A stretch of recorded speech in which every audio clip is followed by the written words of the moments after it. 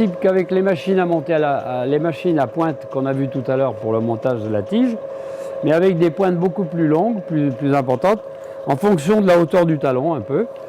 Alors c'était une distribution, mais les pointes dans un bac. Les pointes elles sont distribuées, elles viennent dans ces glissières.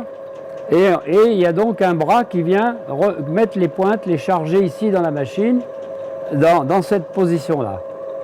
Plus qu'à mettre la tige comme ça, à donner un coup de pédale. Et on a la position des pointes,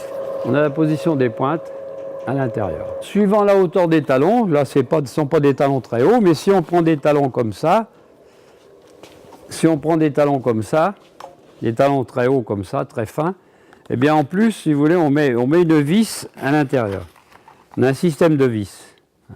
Ou une agrafe spéciale assez longue qui vient dans la tige. Dans ces fabrications-là, ils gardent la partie arrière, ils montent l'avant à la colle, comme je vous expliquais, mais par contre, ils continuent de monter l'arrière à la pointe. Parce que l'explication, c'est qu'avec les pointes, ça donne une assise beaucoup plus importante, ça a une puissance et machine beaucoup plus importante, donc ça donne une assise pour le talon, qui est important. Il faut une très bonne assise pour pas que le talon se balade. Il faut qu'il y ait une assise, une bonne rigidité à l'arrière. Alors les pointes, justement, donnent cette rigidité, cette solidité, cette rigidité. Et c'est pour ça que le montage à la pointe, pour les emboîtages, continue d'être utilisé.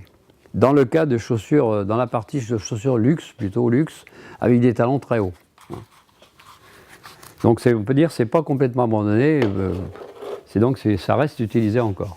Mais enfin, c'est très faible, hein, parce qu'en fait, ça correspond à une catégorie de chaussures qui est quand même limitée en diffusion.